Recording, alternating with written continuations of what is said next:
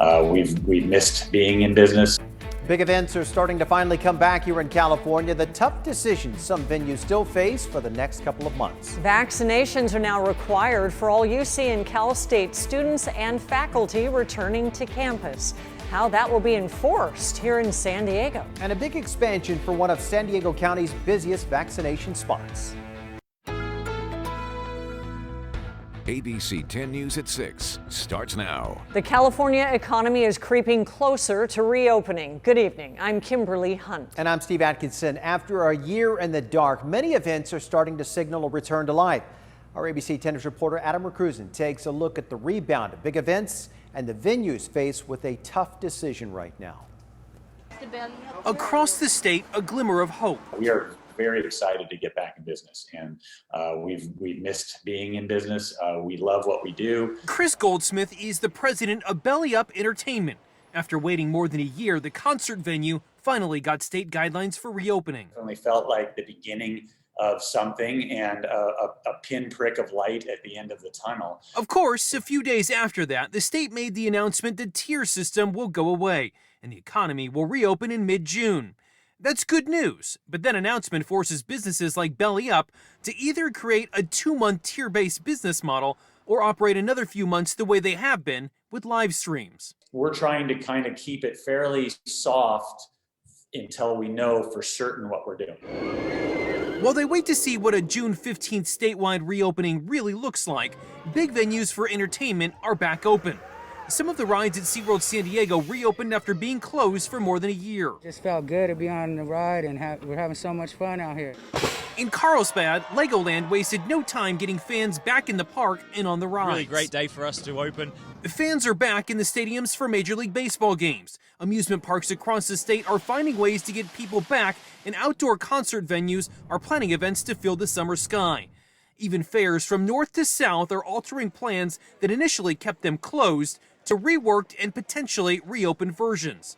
As of Wednesday, state data showed more than 10.5 million Californians are fully vaccinated. CDC data shows, other than Hawaii, California's 7-day coronavirus case rate is the lowest in the United States. There's a lot of reason to hope, but we have to collectively come together to continue to fight the spread. Dr. Abby Olade is a family medicine doctor with the Sharp Reese Steely Medical Group. She says because the virus is invisible, it can really give people a false sense that it's gone.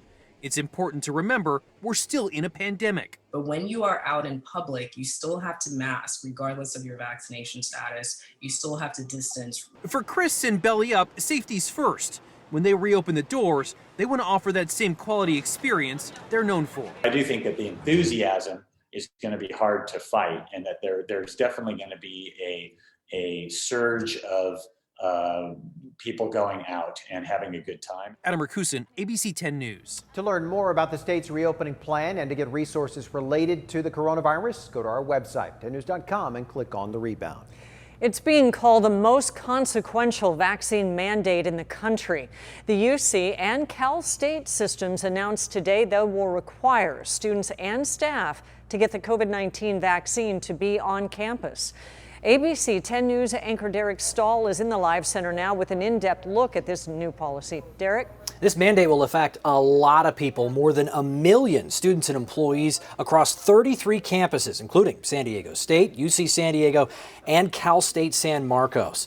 The UC and CSU systems announced today that starting with the fall semester, students and employees will be required to get the COVID vaccine to get access to campus, university housing, athletics, and other programs. California universities already require several vaccinations, including measles, mumps, chickenpox, and hepatitis B.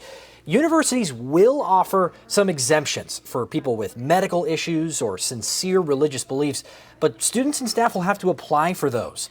Those who do get approval will be allowed on campus, but they'll be subject to additional safety measures like more frequent testing. And there's a big caveat underscoring all of this. The vaccines right now currently have a temporary status called Emergency Use Authorization, or an EUA.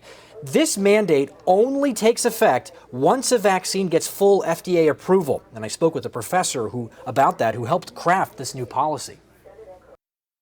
That allows the university to avoid the legal uncertainty around the EUA, but it does mean delaying the policy, and we don't know exactly when approval will come through. Pfizer said it's going to apply for approval this month, but we don't know how long it will take the FDA to confirm it.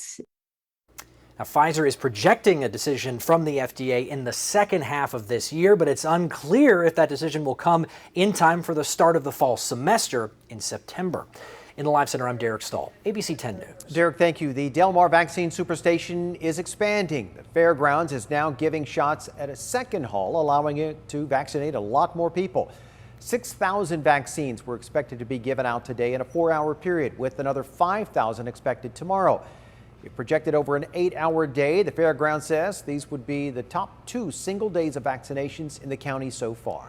The county reported 281 new cases today, while our test positivity rate held at 2%. Another 3 San Diegans have lost their lives to COVID, bringing our total now to just under 3,700.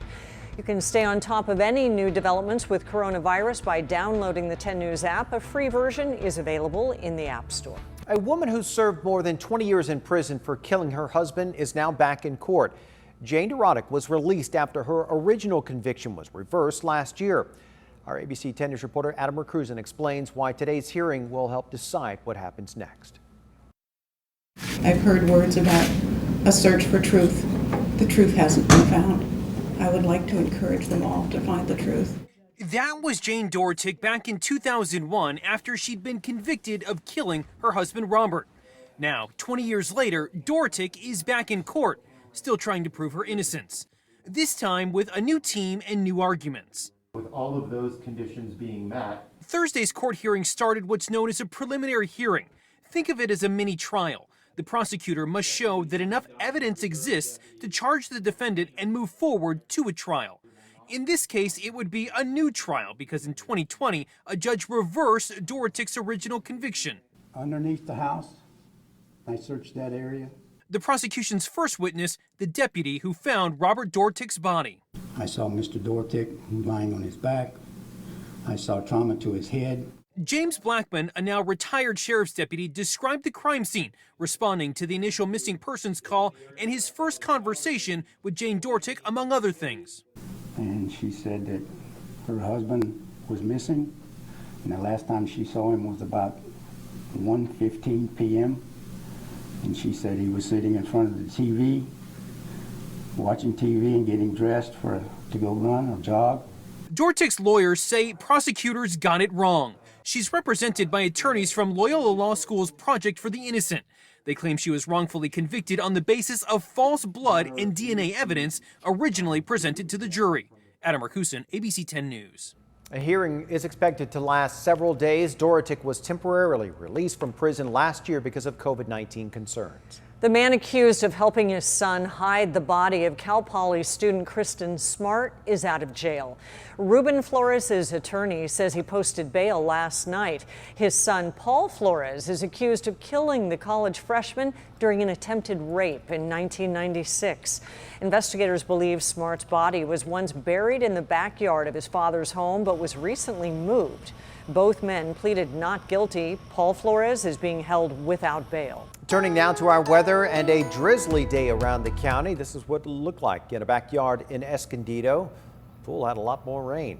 Meteorologist Angelica Campos joins us with a look at those conditions we have right now. Angelica. Hi, Steve. Yes, a little bit of everything today. Just like yesterday, we've had some dry breaks. We've had a few areas with a little bit of that light rain, and we're expecting this to continue for a little bit longer into early tomorrow morning, and then it'll start to dry out. Looking live right now at our Skycam in Cardiff, you can see it actually looks pretty bright right now from this angle at least. There's a little bit of sunshine shining, and as the camera moves, you can see there's still plenty of clouds out there. From Coronado towards downtown, those are heavy clouds right now, 62 degrees. As we go into tonight, we'll see a touch of light rain. Temperatures dropping to 43 degrees, and we're expecting to see another round of wet weather next week. We'll have more on that in your 7-day forecast. Thank you, Angelica. From beach cleanups to new solar panels, San Diegans celebrated Earth Day throughout the county. ABC 10 News reporter Jennifer De La Cruz shows us the local push to fight climate change. With more than 70 miles of coastline, the Pacific Ocean is one of San Diego County's most iconic features, and it's certainly no place for trash. Number one thing we pick up is cigarette waste, cigarette butts. This Earth Day, the San Diego Tobacco Control Coalition hosted several beach cleanups throughout the county. In Encinitas, volunteers geared up with gloves and trash bags to get litter out of the ocean. The problem with tobacco product waste is that it just is not biodegradable. Once it's out in the environment, it's going to stay there. In 2019, California passed Senate Bill 8, banning smoking and e-cigarette smoking at all state beaches and parks. When you come to California, there's a lot of places that you can't smoke at, and we're really proud of that. But we want to increase those protections and have more smoke-free outdoor places. Volunteers were not only picking up trash, but collecting vital data about how policies on tobacco and single-use plastics are working and where they need improvement. This data collection is so exciting. I'm so happy to be here. For anyone heading to the beach, they have this message. If you smoke, treat it like a dog. If it poops, you pick it up, you throw it away.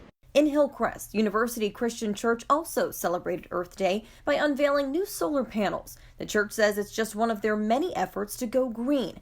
They're also creating an environmental hub for nonprofits to work on climate change issues, and they're pushing for utility companies to move away from fossil fuels by opting for greener alternatives. Jennifer Dela Cruz, ABC 10 News. Researchers at the Scripps Institution of Oceanography are working with local leaders to develop new eco-friendly policies.